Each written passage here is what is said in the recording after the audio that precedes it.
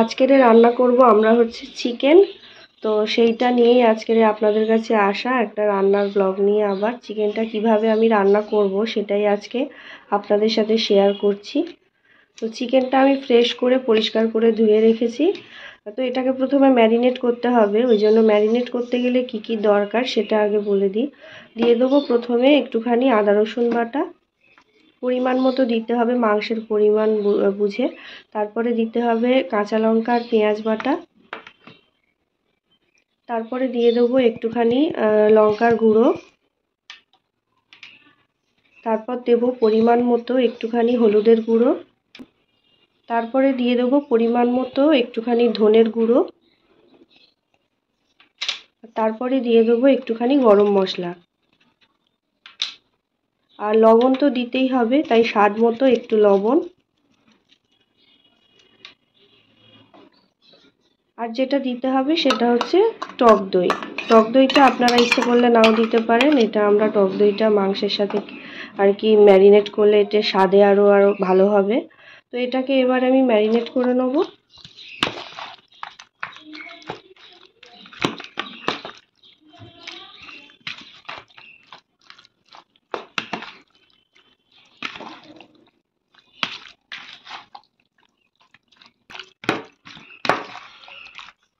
এটাকে ভালো করে ম্যারিনেট করে রাখতে হবে।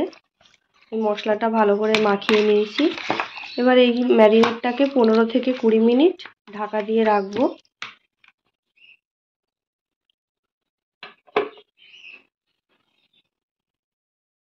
তো মাংসটা রান্না করতে যে গোটা মশলাগুলো নেব সেগুলো আমি নিয়ে নিয়েছি। এখানে আছে গোটা এলাচ, জয়িত্রী, গোটা জিরে, লবঙ্গ, শাহি মরিচ, কালো মরিচ, তেজপাতা আর দারচিনি। কড়া গরম হয়ে গেছে, এবার এর মধ্যে আমি দিয়ে দেবো পরিমাণ মতো সর্ষের তেল। তেল গরম হয়ে গেছে, এবার পেঁয়াজ কুচিগুলো দিয়ে দেবো।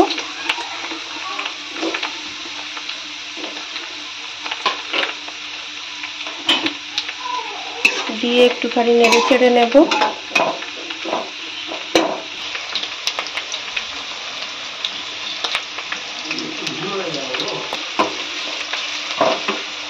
পেঁয়াজটা যতক্ষণ না একটু ব্রাউন কালার আছে ততক্ষণ একটু নেড়ে চেড়ে নিতে হবে। তো পেঁয়াজটা লাল কালার চলে এসছে, হালকা লালচে। এবার গোটা মশলাগুলো অ্যাড করব এর মধ্যে, দিয়ে আবার একটুখানি নেড়ে চেড়ে নেব।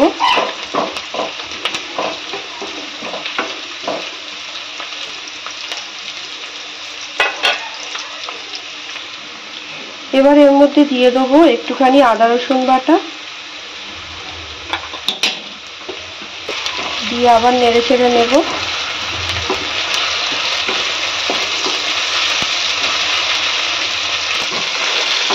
এবার টমেটো কুচিগুলো এর মধ্যে দিয়ে দেবো, দিয়ে মশলাটাকে একটুখানি কষিয়ে নেব, গোটা মশলাগুলোকে।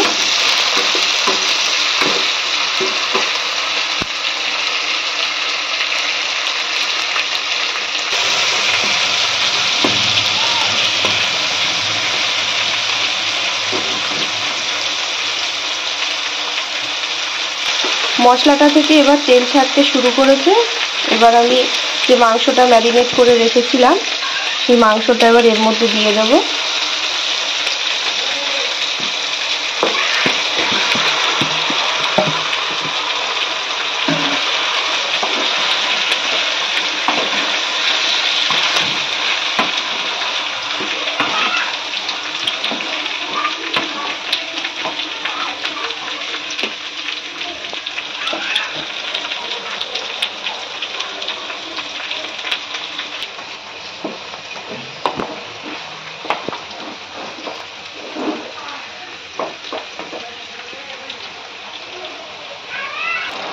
মাংসটা থেকে এবার জল ছাড়তে শুরু করেছে, সিদ্ধ হচ্ছে আস্তে আস্তে।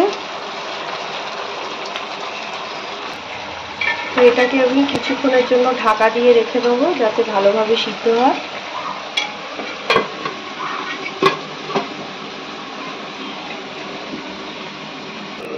তো দেখবো কিরকম সিদ্ধ হলো।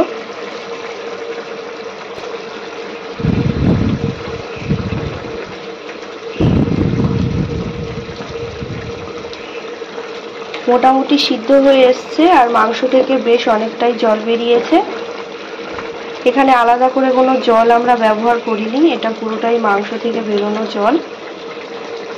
আর বেশি জল দিয়ে করবো না, একটু কষা কষা করে করব মাংসটা, কেননা ঝোলের তরকারি খেতে আমাদের ঠিক পছন্দ হয় না, আমরা একটু কষা কষা করে খেতেই মাংস পছন্দ করি।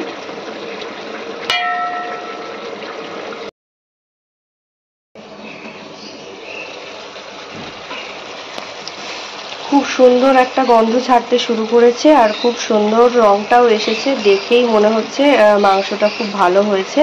তোমাদের কেমন লাগলো কিন্তু অবশ্যই কমেন্ট করে জানিও।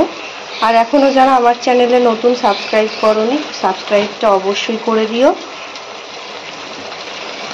মাংস প্রায় কমপ্লিট হয়ে গেছে, বেশি ঝোল রাখিনি, একটু কষা কষা করেই করব, প্রথমেই বলেছিলাম, কোনো জল দিইনি। তো মাংস প্রায় শেষের পর্যায়ে, এবার শেষের দিকে আমি একটুখানি ধনেপাতা কুচি এর উপর ছড়িয়ে দেব। এবার ধনেপাতা কুচিগুলো দিয়ে দিলাম।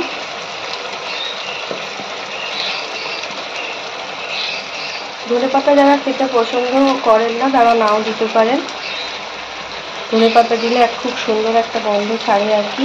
এরপরে দিয়ে দেবো সামান্য পরিমাণে একটুখানি গরম মশলা,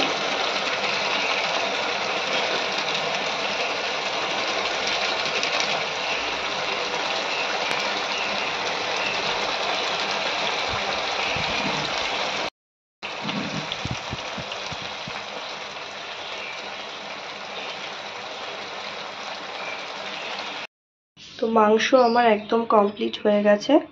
মাংস রান্না কেমন লাগলো তোমাদের কিন্তু অবশ্যই জানিও। তো আসবো আবার পরের ব্লগে, পরের ভিডিওতে আবার একটা নতুন রেসিপি নিয়ে। সবাই ভালো থেকো, আসবো আবার পরের ভিডিওতে।